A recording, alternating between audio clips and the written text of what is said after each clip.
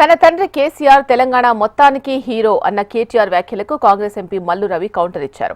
KCR Telangana hero అని BRS నేతలు మాట్లాడుతున్నారని, కానీ తెలంగాణలో నిజమైన హీరో సీఎం రేవంత్ రెడ్డి అని అన్నారు. కేసీఆర్ తన 10 ఏళ్ల పాలనా కాలంలో చేయలేని అనేక అభివృద్ధి సంక్షేమ పనులను రేవంత్ రెడ్డి సీఎం అయ్యాక ఏడాది కాలంలో చేసి చూపించారని తెలిపారు.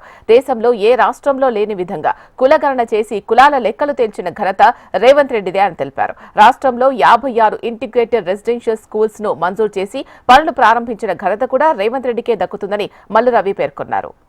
తెలంగాణ రాష్ట్రం వచ్చిన తరువాత 10 సంవత్సరాలు ముఖ్యమంత్రిగా ఉన్న కేసీఆర్ గారు చేయలేనటువంటి పనులన్నీ ఒక్క సంవత్సరంలో రేవంత్ రెడ్డి గారు చేసి ప్రజల్ని మెప్పించారు. కాబట్టి తెలంగాణ ప్రజలంతా రేవంత్ రెడ్డి రియల్ హీరో అని గుర్తించి ఆయన్ని ప్రేమిస్తున్నారు.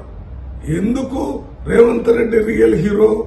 ఆయన భారతదేశం మొత్తంలో ఏ రాష్ట్రంలో జరగని విధంగా తెలంగాణ రాష్ట్రంలో 1,00,000 మంది ప్రభుత్వ అధికారులను పెట్టి తెలంగాణలో కులగణన చేసి బీసీ రిజర్వేషన్ పెంచే కార్యక్రమాన్ని తీసుకున్నాడు. ఇది ఏ రాష్ట్రంలో కూడా జరగలేదు. అంతేకాకుండా 56 ఇంటిగ్రేటెడ్ రెసిడెన్షియల్ స్కూల్స్ కి శాంక్షన్ చేశాడు. ఒక్కొక్క స్కూల్ కి 200 కోట్ల రూపాయలు. ఒక్కొక్క స్కూలు 25 ఎకరాల్లో కడతారు.